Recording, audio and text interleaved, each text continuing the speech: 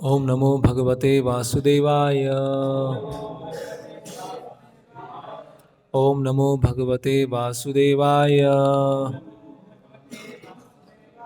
ओम नमो भगवते वासुदेवाय। श्रीमद् भागवतम स्कंद 4 अध्याय 25 राजा पुरंजन के गुणों का वर्णन। श्लोक क्रमांक 23। पिशंगः निवीम सुश्रोणीम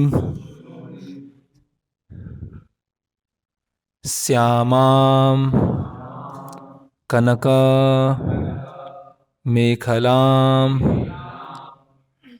पतभ्याम कोणभ्याम चलन्तीं नुपुरैः देवताम् इव पिशंगनीवीं शुश्रोणीं श्यामां कनकमेखलां पदभ्यां कोणभ्यां चलन्तीं नुपुरै देवतामिव पिशंगनीवीं शुश्रोणीं श्यामां कनकमेखलां पदभ्यां कोणभ्यां चलन्तीं नुपुरै देवतामिव पिशंगनीवीं शुश्रोणीं श्यामां कनकमेखलां पदभ्यां कोणभ्यां चलन्तीं नुपुरै देवतामिव। शब्दार्थ, अनुवाद एवं तात्पर्य। कृष्ण कृपा मूर्ति अभय चरणारविंद भक्ति वेदांत स्वामी शिला प्रभुपाद जी के द्वारा पिशंग पीला, नीवीम वस्त्र, शुश्रोणीम सुंदर कमर, श्यामाम श्याम रंग की, कनक सुनहली, मेखलाम करधनी, पदभ्याम पाँव से, कोणभ्याम शब्द करती हुए,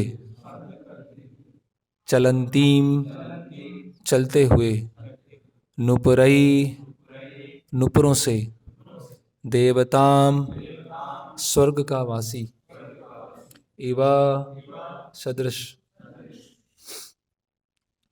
तो राजा पुरंजन जो है वो एक स्त्री को देखते हैं और देखने के बाद उनके मन में क्या क्या विचार आते हैं उसके बारे में वर्णन चल रहा है।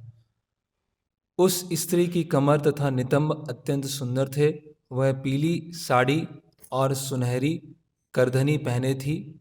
चलते समय उसके नुपुर खनक रहे थे और वह ऐसी प्रतीत हो रही थी मानो स्वर्ग की निवासिनी हो। तात्पर्य, इस श्लोक में उन्नत नितंबों तथा उरोचों वाली स्त्री को जो आकर्षक साड़ी पहने हो और आभूषणों से सजी हो, देखकर मन में जो आह्लाद उत्पन्न होता है उसी को व्यक्त किया गया है। ओम अज्ञानतिमिरन्धस्य ज्ञानाञ्जनशलाकया चक्षुरुन्मिलितमेनं तस्मै श्रीगुरुवे नमः।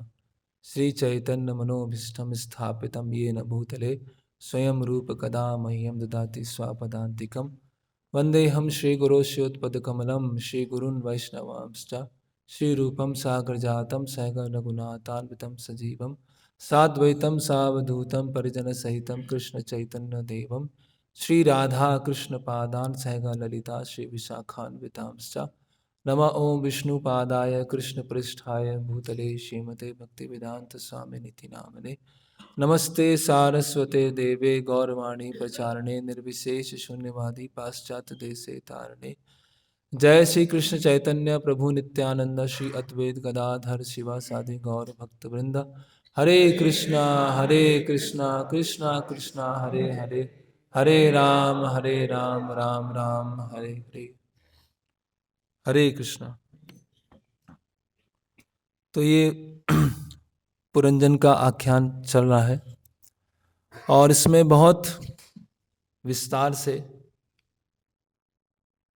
ये बताया गया है कि किस तरह से एक जीव जो है, अगर वो पुरुष शरीर में है या स्त्री शरीर में है, तो किस तरह से जब वो एक आकर्षण होता है और आकर्षण के कारण वो भवबंधन में फंस जाता है।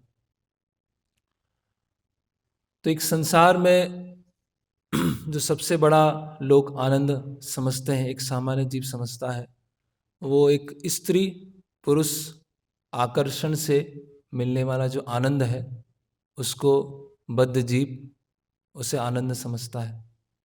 और यहाँ पर बताया गया है कि जो पुरंजन है, जब वो स्त्री को देखता है, उसके रूप को देखता है, आभूषणों को देखता है, वस्त्र को देखता है, तो उसके मन में क्या आता है? एक उल्लास, प्रसन्नता आती है।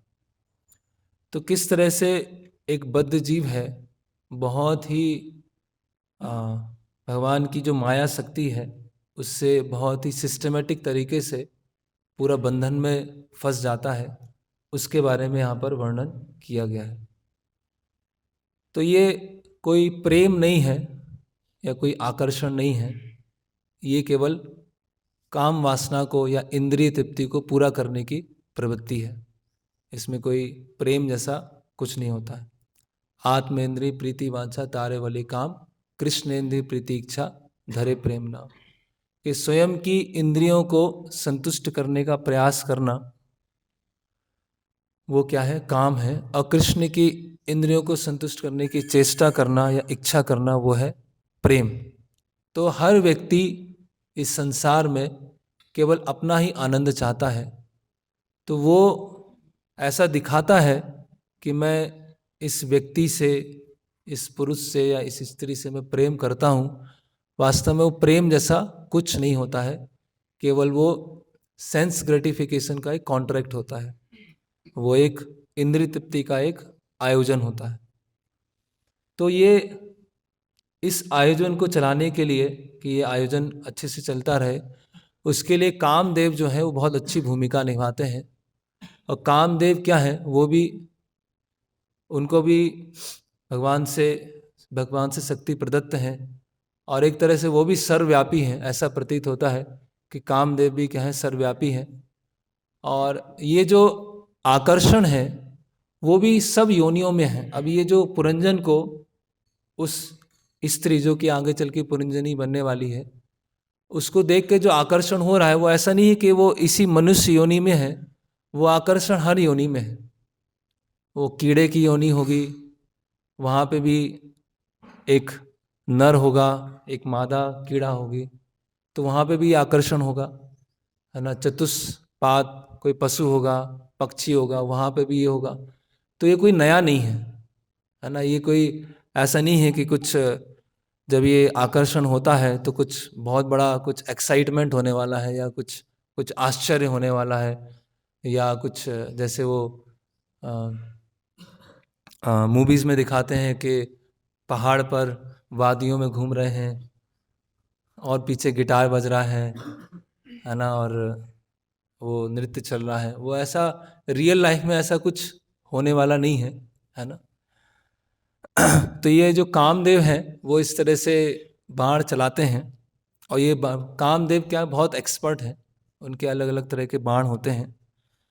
तो जैसे ही कोई पुरुष काम वासना से, काम इच्छा से किसी स्त्री की तरफ ऐसे देखता है, तो कामदेव बैठे होते हैं और एक बाण चला देते हैं, जिससे क्या होता है?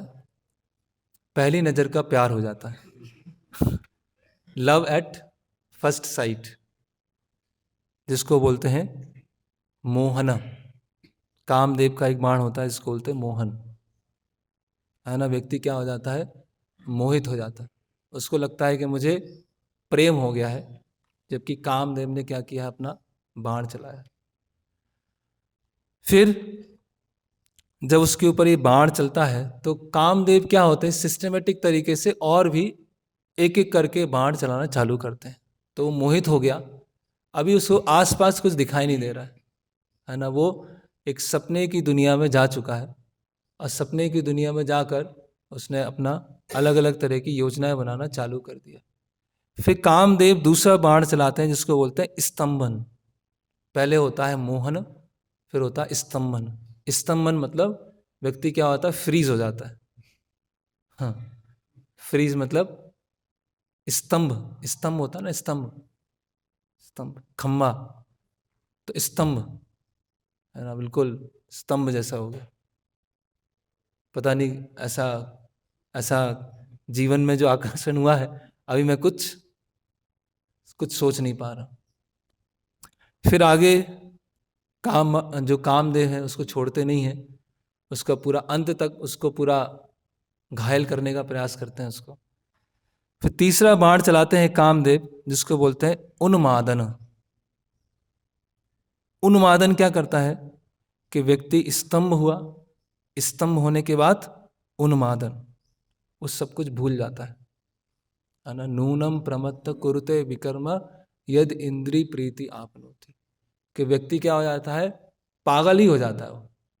नूनम प्रमत्त, पागल की तरह व्यवहार करना चालू कर देता है। मत्त मतलब पागल है ना, प्रमत्त मतलब पूरी तरह से पागल, प्रकृष्ट रूपेण पागल, प्रमत्त।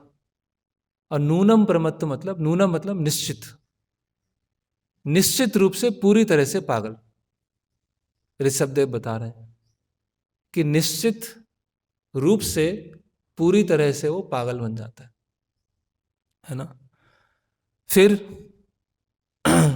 फिर कामदेव चौथा बाण चलाते हैं, और चौथा बाण चला के क्या होता है, शोषण। शोषण मतलब उसको इंटेंस क्या होता है, अट्रैक्शन होता है, और उसके अलावा वो कुछ सोच नहीं पाता। उसको दिन में चैन नहीं आता है, रात में नींद नहीं आती है। ऐसे ही है, ये कोई नई कहानी नहीं है। और अंतिम में आता है तपन। वो क्या होने लगता है, जलने लगता है उसका, हाँ, हृदय चलना चालू हो जाता है। तो इस तरह से जो कामदेव हैं वो सिस्टमेटिक तरीके से व्यक्तियों क्या कर देते हैं, पूरा हथकड़ियां बांध देते हैं। ये शुरुआत कहाँ से होता है ना, ये शुरुआत होता है दृष्टि से, ये शुरुआत होता है देखने से। जैसे ही वो दृष्टि है ना, दृष्टिपात करते हैं और उसकी वजह से व्यक्ति क्या हो जाता है, पूरी तरह से तपन, पूरी तरह से वो हृदय उसका जलना चालू हो जाता है। तो ये जब ये सारी प्रोसेस होती है तो इसमें व्यक्ति क्या सोचता है, उसको बहुत स्वाभाविक लगता है कि मेरे साथ ये चीज़ स्वाभाविक हो रही है ना ये। और जब जैसे शंकराचार्य बोलते हैं, बाल्या काले क्रीड़ा सकता, तरुणा काले तरुणी सकता, वृद्धा वृद्धा काले चिंता मग्न। तो व्यक्ति जो बाल्यावस्था होती है उसमें बहुत खेलने से आसक्त होता है और उसको लगता है कि बस यही सब कुछ है। और जैसे युवावस्था आती है, तरुण अवस्था आती है, तो ये जो तरुण तरुणी का जो सो कॉल्ड प्रेम है, सो कॉल्ड उसको जो लव अफेयर्स के नाम से लोग सोचते हैं, वो उसमें पूरी तरह से वो डूब जाता है। और आजकल ये सब लव अफेयर्स में डूबना ये बहुत बहुत आसान भी हो गया है, सोशल मीडिया के द्वारा, इंस्टाग्राम के द्वारा, फेसबुक के द्वारा ये बहुत आसान भी हो गया है ना। प्रभुपाद अपने एक कहीं भक्तों के साथ वार्तालाप में बताते हैं, काफ़ी ड्रास्टिक तरीके से बताते हैं कि आपके वेस्टर्न कंट्रीज़ में गर्लफ्रेंड बोलते हैं, हमारे यहाँ वैश्या बोलते हैं। तो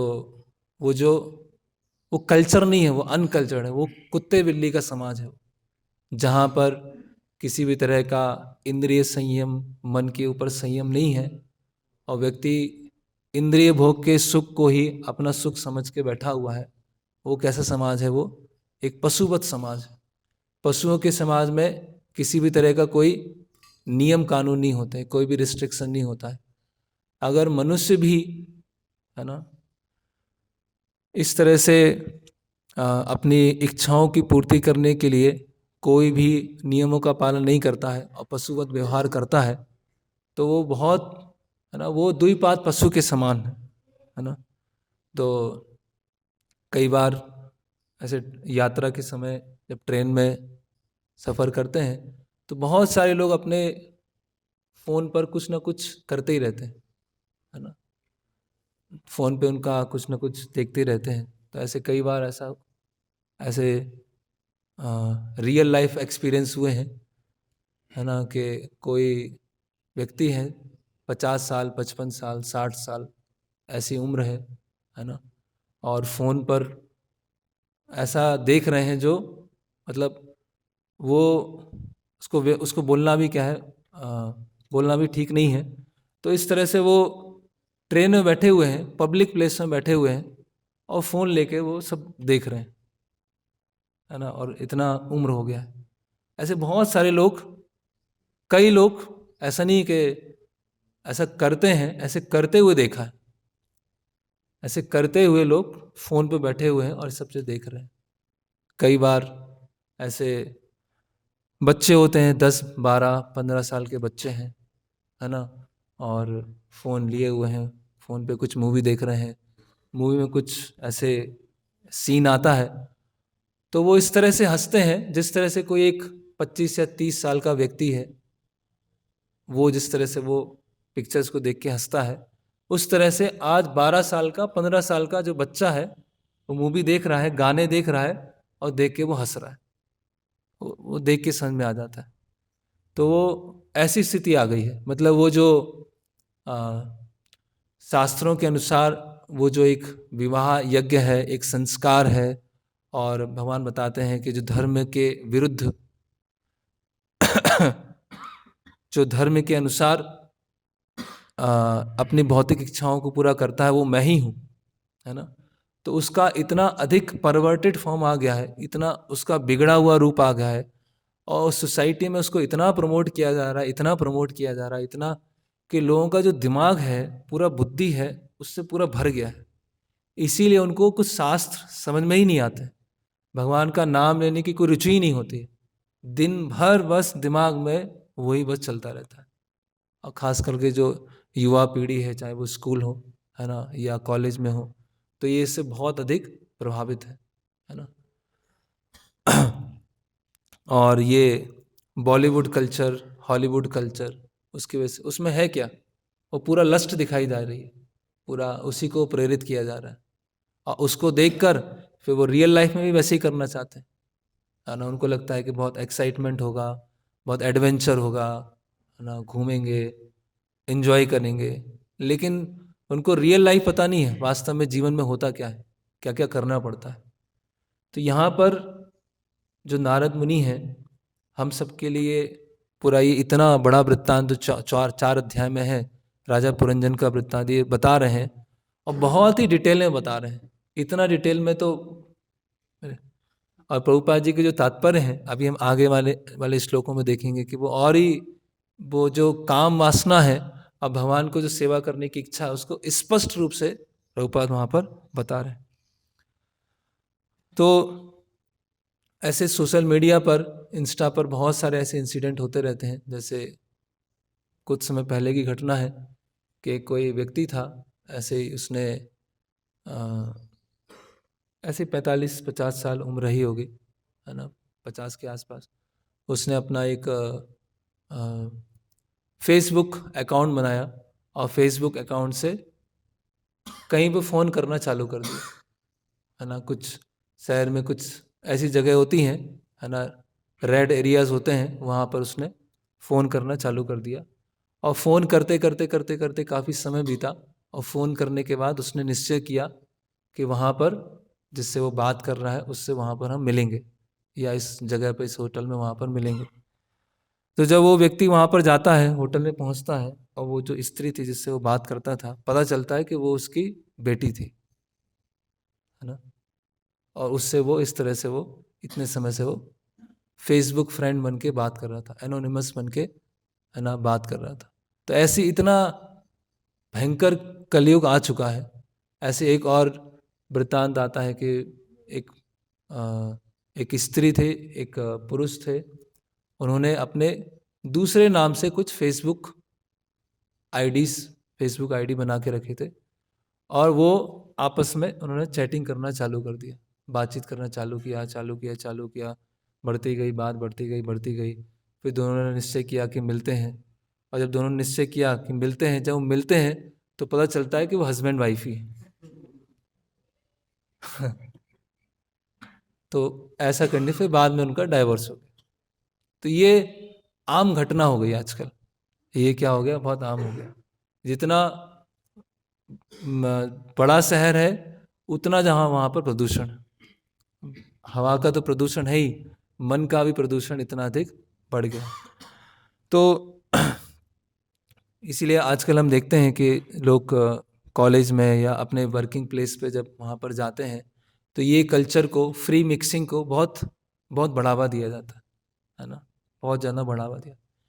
क्योंकि जैसे ही शास्त्रों में बताया गया है कि जो पुरुष है वो एक मक्खन के समान है और स्त्री क्या है, एक अग्नि के समान है। तो जैसे ही वो जो पुरुष है वो स्त्री के संपर्क में आता है, वो जो घी है ना, वो जो मक्खन है वो पिघल जाता है। तो जानबूझकर, चाहे वो स्कूल है, चाहे वर्किंग प्लेस है या कॉलेज है, वहाँ पर ऐसा रखा जाता है कि जो व्यक्ति, जब स्त्री और पुरुष दोनों एक साथ वर्किंग प्लेस पे काम करेंगे तो कंपनी को अधिक आउटपुट मिलेगा। अगर सारे ऑफिस में सारे पुरुष हैं तो उनको काम करने का इतना उत्साह नहीं आएगा। ये केवल स्त्रियां हैं सब, तो काम करने का इतना उत्साह नहीं मिलेगा, कंपनी का टर्नओवर इतना अच्छा नहीं होगा। इसीलिए क्या करेंगे, अगर मार्केटिंग के लिए भी जा रहे हैं तो एक पुरुष होगा और एक स्त्री होगी, दोनों साथ में जाएंगे। तो ये इस तरह से उनकी बहुत, बेंगलोर, चेन्नई, बहुत सारे ऐसे, मुंबई, ऐसे शहरों में ये सब चीज़ें हो रही हैं। और उनको लगता है कि धीरे धीरे हम खुल रहे हैं, ओपन हो रहे हैं। पहले क्या है, रूढ़िवादी लोग थे, है ना, पहले लोगों को बहुत दबा के रखा जाता था, बहुत पिछड़ा रखा जाता था। अभी हम लोग क्या है, धीरे धीरे समाज क्या हो रहा है, थोड़ा ओपन हो रहा है, चीज़ों को समझ रहा है। तो ये पशु बन रहा है वो, है ना, जो मनुष्य जाति में रहने के एक जो नियम है उसको वो तोड़कर वो धीरे धीरे पशु बनता जा रहा है। और ऐसे बहुत सारे लिविंग टुगेदर, है ना, वो तो अभी पिछली पीढ़ी वाले करते थे लिविंग टुगेदर, अब इससे उससे आगे भी वो कल्चर आ चुका है ना। तो बहुत ही स्थिति बहुत खराब है। और ऐसी स्थिति में किसी को अगर हम भगवत गीता या भागवतम का ज्ञान देंगे, उसको क्या समझ में आएगा। वो पूरे समय अपने स्मार्टफोन में पूरा वहीं पर है, उसी तरह की चीज़ें देख रहा है, उसी तरह की बातें विचार कर रहा है, उसी तरह की वो बातें कर रहा है। तो उसके मन में कहाँ पर क्या क्या आएगा। उसके लिए समझने के लिए क्या चाहिए, एक सूक्ष्म बुद्धि चाहिए, उसके लिए प्यूरिफाइड इंटेलिजेंस चाहिए।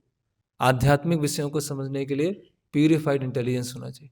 अगर वो प्यूरिफाइड इंटेलिजेंस नहीं है तो आध्यात्मिक विषय जो है अंदर घुसेंगे ही नहीं, अंदर जाएंगे ही नहीं, है ना। जो उग्र कर्म है उसके लिए कोई प्यूरिफाइड इंटेलिजेंस नहीं चाहिए। उग्र कर्म के लिए तो भैंस जैसी भी बुद्धि होगी, मोटी बुद्धि भी होगी, वो भी चल जाएगी। लेकिन शास्त्रों को पढ़ने के लिए क्या चाहिए, एक लेवल का क्या चाहिए, प्यूरिफिकेशन चाहिए। इसीलिए आजकल सतोगुण विकसित करना, है ना, नियमों को पालन करना बहुत मुश्किल होता जा रहा है। तो और ऐसा नहीं है, लोग सोचते हैं कि जो वैदिक समाज है वहाँ पर जो स्त्रियां हैं उनका सम्मान नहीं होता था और उसके कारण ऐसी स्थिति हो गई है। सम्मान नहीं, हम देखते हैं कि दो महान महान युद्ध हुए हैं, महाभारत और रामायण, वो स्त्री के सम्मान के लिए ही हुए हों। सीता माता के सम्मान के लिए, माता द्रौपदी के सम्मान के लिए ही पूरा युद्ध हुआ है।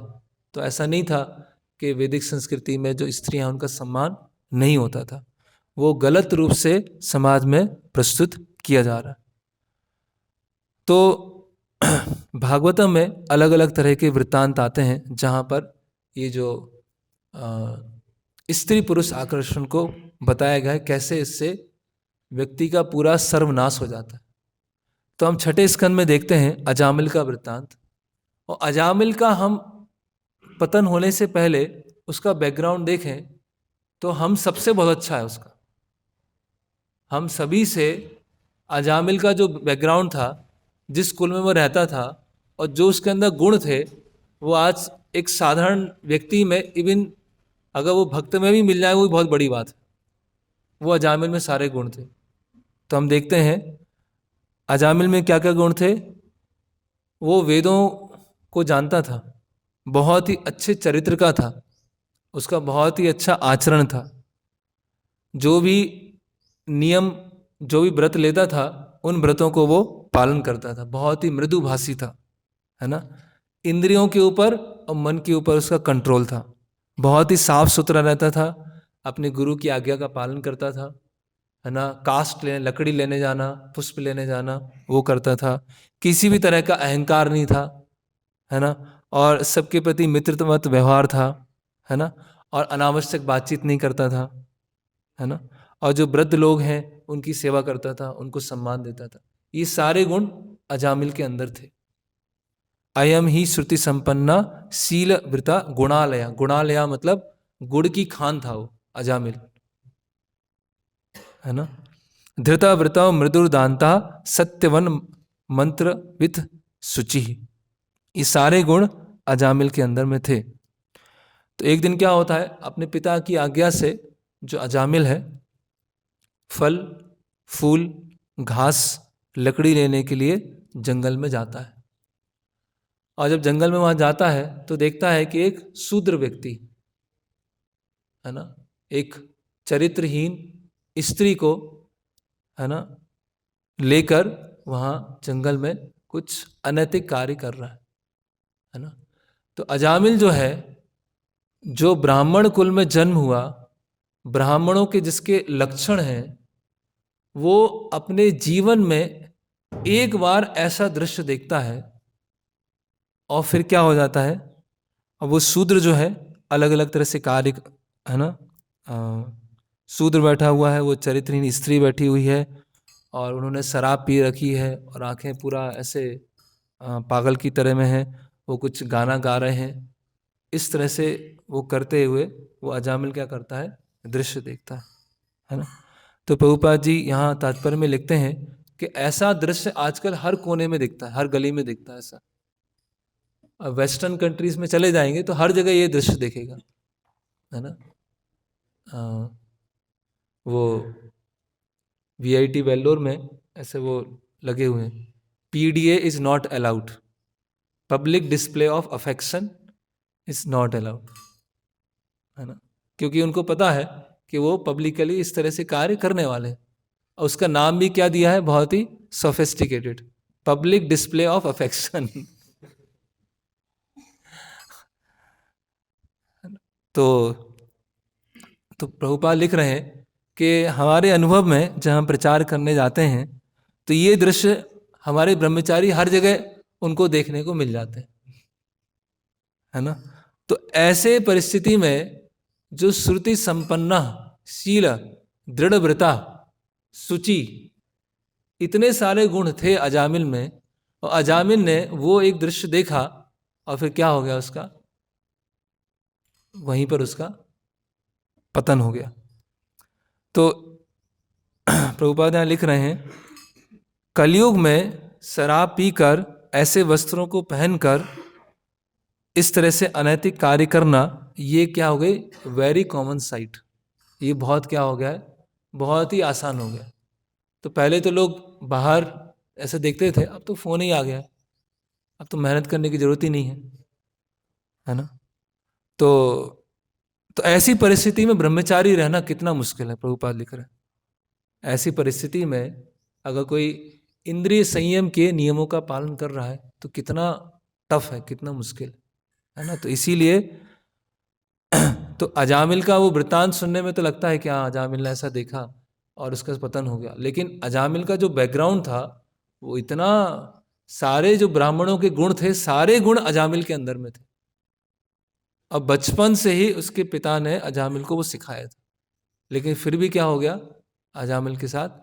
इसीलिए बोलते हैं कि जो हाईवे है उस पर भी एक्सीडेंट होते हैं, जो हाईवे होते हैं उस पर भी एक्सीडेंट हो जाता है ना। जैसे अलग अलग राजमार्ग एक्सप्रेस हाईवे बनाते हैं, है ना।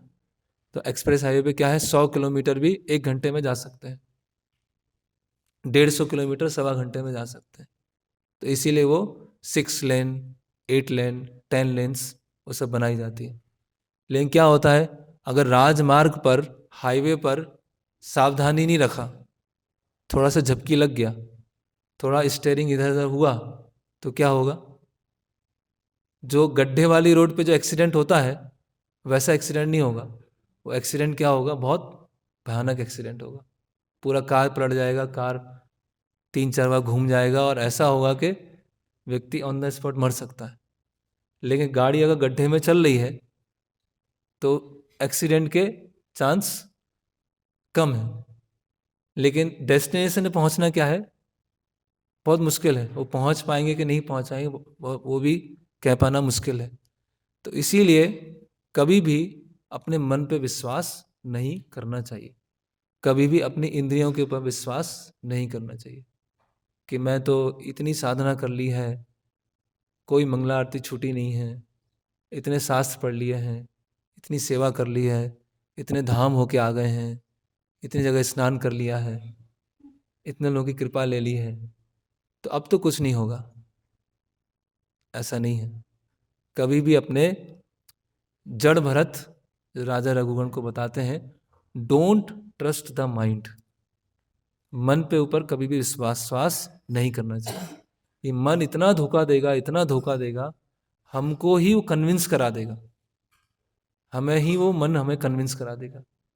हमारी इंद्रियां कैसी हैं, ये सांप के दांत की तरह, सांप जो होता है उस तरह से ये इंद्रियां हैं। तो प्रभुपाद यहाँ लिख रहे हैं तात्पर्य में कि अजामिल ने ऐसा दृश्य देखा, उसकी ऐसी स्थिति हुई, आगे अभी हम देखेंगे। तो एक जो इंद्रियों को संयम करना चाहता है, अभी वो किसी भी परिस्थिति में हो सकता है, आइदर ब्रह्मचारी आश्रम, गृहस्थ आश्रम, किसी भी उसके लिए हो सकता है ये। तो बहुत कलयुग में क्या है, बहुत मुश्किल है। तो आगे क्या होता है, वो जो शूद्र व्यक्ति है उसने अपने शरीर पे क्या लगा रखी है, हल्दी लगा के रखा है ना, और वो उस चरित्रहीन स्त्री को इस तरह से गले लगा रहा है। और अजामिल जब वो देखता है वो दृश्य, तो उसके अंदर जो छुपी हुई काम इच्छाएं वो जागृत होना चालू हो जाती है और वो पूरी तरह से उन इच्छाओं के वश में आ जाता है। अभी ये इंपॉर्टेंट श्लोक है, स्तंभयेन आत्मा आत्मनम यवत सत्वम यथा श्रुतम ना ससक संबंतुम मनोमदन बेपितम। तो जैसे ही अजामिल वो दृश्य देखता है, उसके अंदर जैसे ही काम इच्छाएं आती हैं, तुरंत वो क्या करता है, शास्त्रों को याद करना चालू करता है। यार शास्त्रों में तो ये बताया है, शास्त्रों में ऐसा बताया है, शास्त्रों में ये बताया है। लेकिन फिर भी उसका मन उसकी बुद्धि के ऊपर इतना हावी हो गया है कि शास्त्र भी उसको सुनाई देना बंद हो गए। ऐसा नहीं है कि जब अजामिल ने वो देखा और पतन हो गया उसका, अभी वो विचार कर रहा है कि मैंने पढ़ा है, मैंने पालन किया है, इतने जीवन का ट्रेनिंग लिया है, ऐसा नहीं कि, तो वो सब शास्त्रों को स्मरण कर रहा है। लेकिन फिर भी उसका जो ज्ञान है या उसकी बुद्धि है, उससे वो अपने जो इच्छाएं हैं, लस्टी डिजायर हैं, उसको वो कंट्रोल नहीं कर पा रहा। और कामदेव के प्रभाव में उसका जो मन है और बुद्धि है पूरी क्या हो गई, आउट ऑफ कंट्रोल हो गई। तो ये देख सकते हैं एक साधक की स्थिति, ऐसा हम सबके साथ में हुआ होगा, हम सबके साथ में हो सकता है। ऐसा नहीं है कि हमको भगवद गीता के श्लोक पता नहीं है, या हमने सुना नहीं है, या भागवतम में हमने सुना नहीं है। कई बार हमने सुना है और वो मन में चलता भी रहता है, लेकिन जब वो परिस्थिति बनती है तो व्यक्ति का क्या होता है, वो शास्त्रों के निर्देश क्या हो जाते हैं, वेपराइज हो जाते हैं, उड़ जाते हैं, फिर उसको समझ में नहीं आता। क्यों ऐसा क्यों होता है? क्योंकि वो ज्ञान का विज्ञान में बदला नहीं है। वो ज्ञान क्या है, साक्षात्कार में परिवर्तित नहीं हुआ। जो जितना साक्षात्कार होगा उतना हम इन डिजायर को क्या कर पाएंगे, रेसिस्ट कर पाएंगे, इन डिजायर पे क्या कर पाएंगे, रोक लगा पाएंगे। अगर हमारा साक्षात्कार नहीं है और केवल ऊपर ऊपर से चीज़ों को पता है, तो जब ये आएगा तो उसको हम रोक नहीं पाएंगे। तो प्रभुपाद इस तात्पर्य में लिख रहे हैं, प्रभुपाद लिख रहे हैं कि हालांकि कलयुग में इंद्रिय संयम करना, मन के ऊपर संयम करना बहुत मुश्किल है, लेकिन अगर कोई ध्यान पूर्वक हरे कृष्ण महामंत्र का जप करता है और सभी नियमों को बहुत कड़ाई से पालन करता है, तो ऐसा संभव हो सकता है कि कृष्ण की कृपा से उसका पतन ना हो। कौनते है प्रति जानाति नामे भक्ता प्रणश्यति। तो इसीलिए हमारा जो साधना है, हरे कृष्ण महामंत्र जप करना है, वो बहुत बहुत बहुत इम्पोर्टेंट है, बहुत इम्पोर्टेंट है। उसको हमें लाइट नहीं लेना चाहिए। हम देख सकते हैं, अगर हम अच्छे से पूरा ध्यान पूर्वक प्रार्थना के साथ में भगवान का नाम जप कर रहे हैं, तो ये इच्छाएं हमें सताएंगी नहीं। अगर हम बाहर प्रचार करने जाएंगे, ब्रह्मचारी हैं तो बाहर प्रचार करने जा रहे हैं, मिलने जा रहे हैं, या गृहस्थ भक्त हैं बाहर अपने जॉब के लिए जा रहे हैं या बिजनेस के लिए जा रहे हैं, तो वो उनको वो सताएगा नहीं, वो भौतिक आकर्षण खींचेगा नहीं, क्योंकि वो भगवान के नाम का उन्होंने आश्रय लेके रखा है, नियमों को कड़ाई से पालन कर रहे हैं। तो नियमों को बहुत कड़ाई से पालन करना, रघुनाथ दास गोस्वामी के बारे में आता है कि उनका नियम पालन कैसे करना था, जैसे पत्थर के ऊपर रेखा खींच दी हो, पत्थर के ऊपर लाइन खींच दी हो, वैसा उनका नियम था। ये करना है तो करना है, मंगला आरती आना है तो आना है, जब नियमित रूप से सही तरह से करना है तो करना है, शास्त्रों को पढ़ना है तो पढ़ना है। ऐसे कढ़ाई से जब नियमों को पालन करेंगे, केवल चलती का नाम भक्ति बना देंगे, किस उसको बहुत सस्ते में लेंगे, तो बहुत चांस है कि ऐसा होगा। और आजकल हम देखते हैं, है ना, अभी हमें कुछ समय पहले वो पोस्टर भी लगाना पड़ा कि मंदिर में आए तो इस तरह के वस्त्र होना चाहिए, इस तरह के वस्त्र नहीं होना चाहिए। तो पहले इस लोग अपने आप जानते थे, जब कोई मंदिर आ रहा है तो उनको पता है क्या पहनना है क्या नहीं पहनना है। पता ही नहीं है। अब पता क्यों नहीं है? क्योंकि जो भी हम देख रहे हैं, जो भी हम सुन रहे हैं, जो आसपास चल रहा है, उसी के अनुसार व्यवहार चल रहा है ना। तो अभी जो अजामिल है, उसने शास्त्रों को याद किया, शास्त्रों के निर्देश भी याद किए, लेकिन वो इतना स्ट्रांग था। और सबसे बड़ी बात यह है कि अजामिल का विवाह हो गया है, वो ब्रह्मचारी नहीं था, वो अजामिल विवाहित था और उसकी सुंदर पत्नी थी। आइए सुखदेव गोस्वामी आगे बताएंगे। ब्राह्मण कुल में जन्म हुआ है, ब्राह्मण के सारे गुण हैं, विवाहित है, सुंदर पत्नी है, उसके बाद अजामिल के साथ ऐसा हो रहा है। सोचिए आप, ये कोई ब्रह्मचारी की बात नहीं हो रही यहां। फिर आगे क्या बोल रहे हैं, जिस तरह से जो राहु सूर्य ग्रहण और चंद्र ग्रहण लेके आते हैं, उसी तरह से अजामिल का नाम का जो ब्राह्मण था, उसके सारे अच्छे गुण चले गए। और उसने क्या किया, उस चरित्रहीन स्त्री को वो अपने घर में लेके आ गया, घर में ही लेके आ गया वो, है ना। और उसको एक सेविका की तरह अपने घर में रखा और सारे तरह के नियमों को उसने तोड़ना चालू कर दिया, है ना। तो फिर आगे क्या होता है, अजामिल ने क्या किया, उसके पास जो संपत्ति थी, उसके पास जो पैतृक संपत्ति थी, उसने उसको उड़ाना चालू कर दिया, उसने खर्च करना चालू कर दिया वो स्त्री के ऊपर, है ना। और यहाँ और दिन रात सुबह शाम बस उसकी इच्छाओं में वो पूरी तरह से लगा हुआ था। अब यहाँ बता रहे हैं, उसकी बुद्धि जो है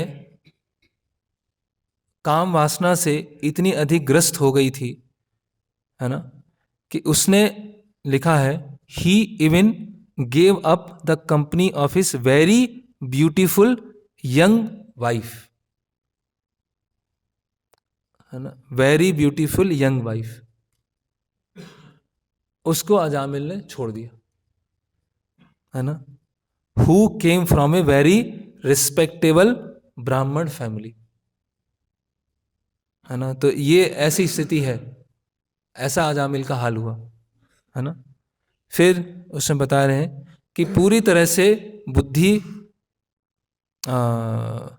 ग्रस्त होने के कारण फिर उसने अपनी पत्नी का त्याग कर दिया और उस स्त्री के साथ रहना चालू किया, और पूरी तरह से वो चोरी करना, डाका डालना, दूसरों को मारना, वो उसने चालू कर दिया। तो अब ये ऐसी अजामिल की स्थिति हो गई। अजामिल ने एक बार ये चीज देखा। तो ये, और ये कब की घटना है? ये कब का वृत्तांत है? ये सतयुग का वृत्तांत है। ये सतयुग का वृत्तांत है। तो आप समझ सकते हैं, सतयुग में ब्राह्मण कुल में गृहस्थ आश्रम में पत्नी के साथ रहते हुए ऐसा हो गया। तो अभी हम समझ सकते हैं कि कलयुग में जहाँ पूरी तरह से माइंड और इंटेलिजेंस में पूरा भूसा भरा हुआ है, पूरा गंदगी भरी हुई है, और हम साधना करने का प्रयास कर रहे हैं, उनकी स्थिति क्या है। तो कितना नाजुक स्थिति है। इसीलिए हम विश्वास बिल्कुल अपने मन के ऊपर, इंद्रियों के ऊपर विश्वास नहीं कर सकते। तो ये जो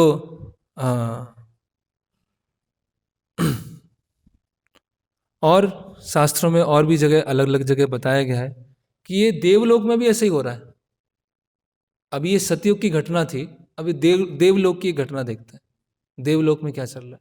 वहां भी यही चल रहा है, उसी के ऊपर झगड़ा चल रहा है। कोई स्त्री है और उसी को पूरा झगड़ा चल रहा है ना। तो यहां पर सुखदेव गोस्वामी बता रहे हैं, सुखदेव गोस्वामी बोलते हैं परीक्षित महाराज को कि चंद्रवंश के बारे में बता रहे हैं कि एक चंद्रदेव हैं। अभी चंद्रदेव कौन है? एक देवता है। चंद्रदेव, सूर्यदेव, वरुण देव, अलग अलग देवता हैं। तो चंद्रदेव ने क्या किया? ऊपर का, मध्य और निचला सारा उन्होंने प्लैनेट्स को जीत लिया। उसके बाद राजसु यज्ञ किया, और राजसु यज्ञ करने के बाद उनको इतना अहंकार आ गया, इतना घमंड आ गया कि उनकी जो गुरु हैं बृहस्पति, उनकी पत्नी का अपहरण कर लिया। सोचिए आप, ऐसी स्थिति है।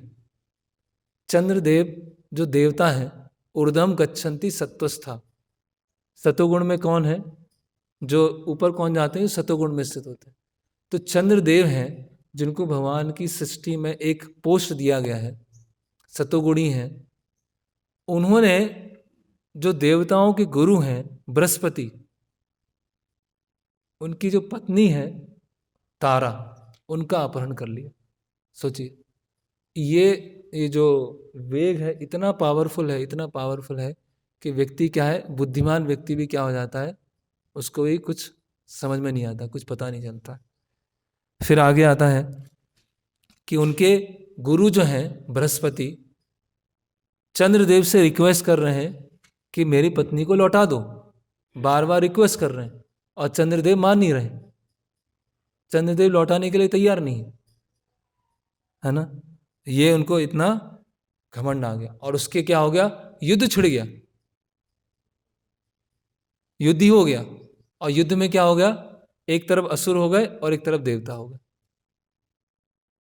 तो बृहस्पति जो है, उनके सारे साथ में सारे देवता हैं, और चंद्रदेव कहाँ चले गए? असुरों की तरफ चले गए। तो असुरों के साथ चंद्रदेव हैं और देवताओं के साथ में बृहस्पति हैं। लड़ाई किस लिए हो रही है? जो गुरु की पत्नी है उनके झगड़ा हो रहा है। सोचिए आप क्या। और ये 9वें स्कंद में है। तो जो भागवत सप्ताह होते होंगे उसमें शायद ये सब चर्चा नहीं होती होंगी। पुरंजन का आख्यान कभी वर्णन नहीं होता। वहां तो वेणु गीत चल रहा है, गोपी गीत चल रहा है, रुक्मणी हरण चल रहा है, ये सब चर्चाएं होती है। ये चर्चा नहीं होती, जो हमारी बीमारी है उसके ऊपर चर्चा नहीं होती। अब क्या होता है कि शुक्राचार्य और बृहस्पति के बीच में क्या है, शत्रुता है। तो शुक्राचार्य कौन है, राक्षसों से गुरु हैं, और बृहस्पति कौन है, देवताओं गुरु। अब दोनों गुरु गुरु खड़े हुए हैं और दोनों का झगड़ा हो रहा है। तो शुक्राचार्य ने चंद्रदेव का साइड ले लिया और सारे राक्षस वहां पे चले गए, और अन्य देवी देवताओं ने बृहस्पति का उनका साइड ले लिया, और दोनों में क्या हो गया, एकदम जबरदस्त युद्ध होना चालू हो गया, है ना। और एक दूसरे को मारना चालू कर दिया, only for the sake of Tara the Brihaspati wife, केवल बृहस्पति उनकी पत्नी के लिए ये युद्ध होना चालू हो गया। फिर अंगिरा मुनि होते हैं, ब्रह्मा जी के पास में जाते हैं और बोलते हैं कि ये चल क्या रहा है ये देवलोक में ये कौन सा झगड़ा हो रहा है तो ब्रह्मा जी आते हैं, नीचे आते हैं अपने ब्रह्मलोक से, नीचे देवलोक में आते हैं और झगड़े को सुलझाने का प्रयास करते हैं। और वो चंद्रदेव के पास में जाते हैं और ब्रह्मा जी डांटते हैं कि आपने क्या किया है ना। तो उनकी जो आपकी जो गुरु की पत्नी है उनको वापस कीजिए। तो चंद्रदेव क्या होता है, तारा को वापस बृहस्पति को दे देते हैं।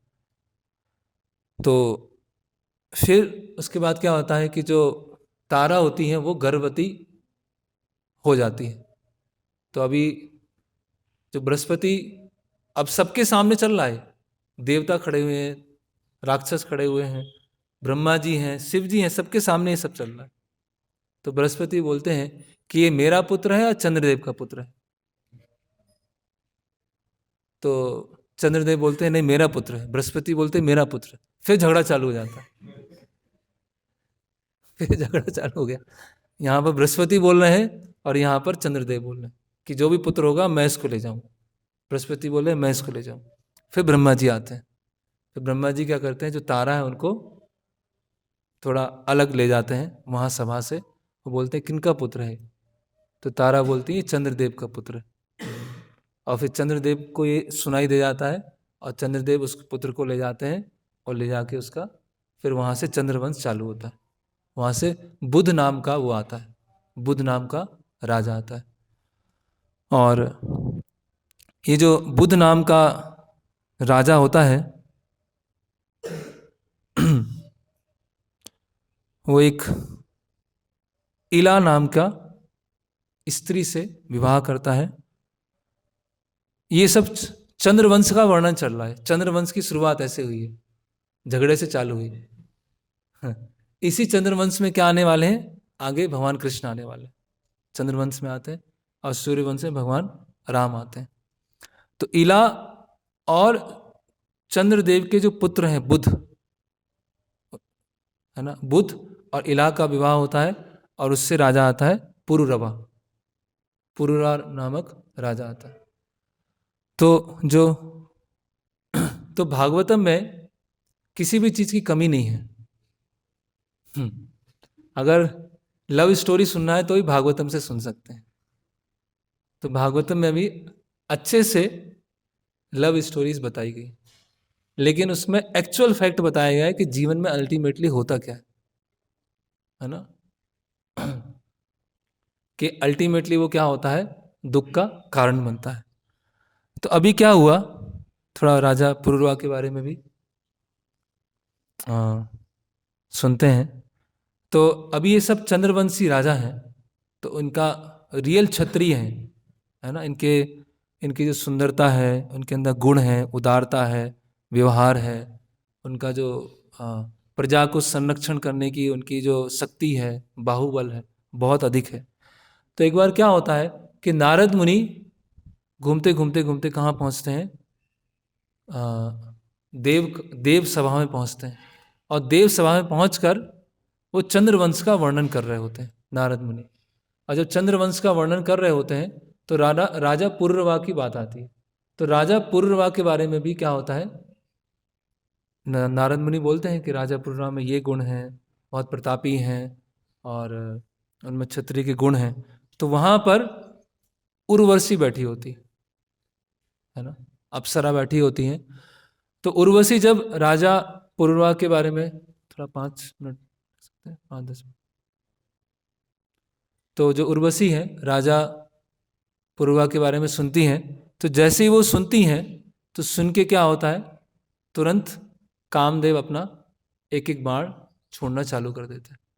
और कुछ समय पहले ही उर्वशी को श्राप मिला था कि को देव लोक छोड़कर कुछ समय के लिए, कुछ वर्षों के लिए पृथ्वी लोक पर रहना पड़ेगा, है ना। तो जैसे ही वो राजा पुरुरवा के बारे में सुनती हैं तो उर्वशी के मन में वो इच्छा आ जाती है, वो भौतिक इच्छा आ जाती है ना।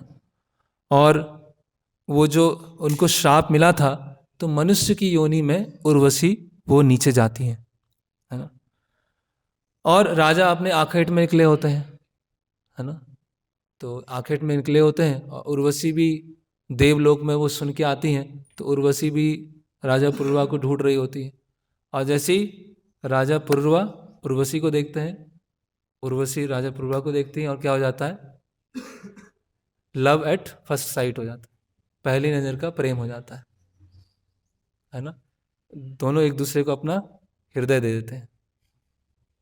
अभी भागवतम में कहाँ, ये 9वें स्कंद में है, ये 9वें स्कंद में बताया है। और 10वें स्कंद में भगवान कृष्ण की लीलाएं सुनाएंगे सुखदेव गोस्वामी। उससे पहले राजा पुरुरवा के बारे में बता रहे हैं, और फिर राजा ययाति के बारे में बताएंगे, और सौबरी मुनि के बारे में बताएंगे। मतलब सुखदेव गोस्वामी स्पष्ट करना चाह रहे हैं कि जो भगवान कृष्ण की लीलाएं हैं उसमें लेश मात्र भी काम वासना नहीं है। इसीलिए क्या है, भगवान कृष्ण की वृंदावन लीलाओं से पहले ये सब चैप्टर चल रहे हैं, पुरुरवा, अजामिल, सौबरी मुनि। तो इस तरह से क्या होता है, राजा पुरुरवा और जो उर्वशी होते हैं वो एक दूसरे को अपना हृदय दे देते हैं। स्वागतम ते वरारोहो आस्यातम करवाम किवा सन्मस्व मया साकम रतिना शाश्वती समा। कि राजा पुरुरवा बोलते हैं कि ओ सुंदर स्त्री, आपका स्वागत है, आइए यहाँ बैठिए, है ना। मैं आपके लिए क्या कर सकता हूँ, और आपकी जो भी इच्छा होगी मैं उसकी पूरा करूँगा, जो भी इच्छा होगा वो पूरा करने का प्रयास करूँगा। और इस तरह से हम अपना सुख में, रति सुख में अपना जीवन व्यतीत करते हैं। तो इस तरह से राजा पुरुरवा, है ना, वो उर्वशी को क्या कर देते हैं, पहली बार में ही प्रपोज कर देते हैं। और जो उर्वशी होती हैं वो प्रपोजल को क्या कर देती है, एक्सेप्ट कर लेती है। फिर उर्वशी क्या बोलती हैं कि ऐसी कौन सी स्त्री नहीं होगी संसार में जो तुम्हें देख के आकर्षित नहीं होगी, है ना। वो यहाँ पे गुणगान कर रहे हैं, वो यहाँ पे गुणगान चल, है ना। कि ऐसी कौन, O most handsome man who is the women whose mind and side would not be attracted by you, है ना। कि कौन जो है आपको देखकर मन आकर्षित नहीं होगा। तो प्रभुपाद बता रहे हैं कि ये जो नॉट, ये गांठ बन जाती, ये मथुनादि ग्रह मेदि सुखम ही तुच्छम, ये स्त्री और पुरुष में क्या हो जाती है, हृदय ग्रंथि बन जाती है ना। फिर आगे बोलती है कि मेरे ये जो दो वो हैं मेमने हैं, इनको हमेशा सुरक्षित रखना। ये जो मेमने हैं वो कहीं पर जाना नहीं चाहिए, और मैं स्वर्ग में रहने वाली हूँ, तुम यहाँ पृथ्वी पर रहने वाले हो, है ना। इसीलिए जो भी मैं वस्तुएं उपयोग करूँगी वो स्वर्ग के समान भोग ऐश्वर्य वाली होना चाहिए, और जो भी मैं भोजन लूँगी वो घी में बना होना चाहिए। डिमांड घी से बनी हुई चीज़ें होनी चाहिए। तो प्रभुपाद वो घी के ऊपर भी काफ़ी डिटेल में बता रहे हैं कि वास्तव में जो भोजन होता है, खाया जाता है, वो कैसे घी में शरीर के लिए। तो और मुझे कोई भी ऑब्जेक्शन नहीं है तुम्हें पति के रूप में स्वीकार करने के लिए, क्योंकि तुम हर तरह से मुझसे श्रेष्ठ हो, है ना। और 2 शर्तें रखती है उर्वशी। पहली शर्त रखती है कि ये जो मेरे मेमने हैं ये कभी असुरक्षित नहीं होना चाहिए, है ना, है ना। और दूसरी शर्त रखती है कि कभी भी तुम किसी भी अवस्था में मेरे सामने मतलब निवस्त्र नहीं होना चाहिए। ऐसे वो दो शर्त उर्वशी रखती है। तो राजा पुरुरवा जो है उसको मान लेते हैं। अब क्या होता है आगे? तो अब राजा पुरुरवा तुरंत बोलते हैं कि जैसी आपकी इच्छा है वो मैं उसको पूरा करूँगा। और आप तो एक डेमी गॉडेस है ना, एक देवी की तरह हैं, तो आपकी इच्छाओं को मैं कैसे नकार सकता हूँ। तो प्रभुपाद यहाँ पर बहुत काफ़ी बड़ा तात्पर्य लिख रहे हैं। प्रभुपाद यहाँ लिख रहे हैं कि जो स्वर्ग का आनंद है, इवन जो भोग भी है, तो उसमें भी प्रभुपाद लिख रहे हैं, मैं बस इंग्लिश में पढ़ देता हूँ। To live naked or almost naked is uncivilized, but on this planet Earth it has all now become fashionable to dress half naked, and sometimes those like hippies live completely naked. Indeed, there are many clubs and societies for this purpose. Such conduct is not allowed, however, on the heavenly planets. Prabhupada Prabhupada बता रहे हैं, स्पष्ट रूप से प्रभुपाद वर्णन कर रहे हैं कि क्या लोगों की क्या स्थिति है। फिर जब बहुत समय से उर्वशी वहाँ पर नहीं होती हैं, स्वर्ग में नहीं होती हैं, तो वहाँ पे जो जो अन्य देवता हैं, अन्य लोग हैं, वो क्या करने लगते हैं? उर्वशी को मिस करने लगते हैं। तो फिर वो एक योजना बनाते हैं। योजना क्या बनाते हैं कि अश्विनी कुमार जो हैं वो जाएंगे और मेमनों को चुराएंगे और बहुत सारा प्रकाश कर देंगे, बहुत सारा एकदम लाइट पूरा प्रकाश कर देते। ऐसी वो योजना बनाते हैं। तो फिर आगे क्या होता है? तो गंधर्व वहाँ पृथ्वी लोक पे जाते हैं, मध्य रात्रि का समय होता है, दोनों मेमनों को लेते हैं और मेमने को लेकर चले जाते हैं। और जैसे ही वो मेमने को लेके जाते हैं तो उर्वशी उड़ जाती है और मेमने को देखती है, मेमना तो नहीं है, तो वो इतना तीखा बोलती, इतना तीखा बोलती हैं, है ना, और ऐसा इतना धुतकारती है, इतना धुतकारती है पुरुरवा को कि तुम तो कायर हो, तुम तो नपुंसक हो, तुमसे कुछ भी नहीं होगा, तुम तो स्त्री की तरह हो, एक तुम चुपचाप पीछे जाके छुप जाओ, तुम कुछ नहीं कर सकते। ऐसे वो जो उर्वशी है बोलने लगती है। मैंने किसका, मेरा जो पति है इतना अयोग्य है, मुझे पता नहीं था, लेकिन मुझे आज पता चला है ना। अपने आप को हीरो बोलता है लेकिन है वो कायर पूरा। तो इस तरह से वो उर्वशी बोलना चालू करती है ना। और जो मेरे जो इतने प्रिय मेमने थे उसको वो चुरा के ले गए, तो मेरा सब कुछ खो गया है। My husband lies down at night in fear exactly like a women, although he appears to be a man during the day. ताना ताना दे कि दिन में तो पुरुष जैसे होता है लेकिन हो डरपोक। तो अभी क्या है, क्षत्रिय को अगर अपमान कर दिया तो क्षत्रिय क्या है, उसको सहन नहीं हो पाएगा।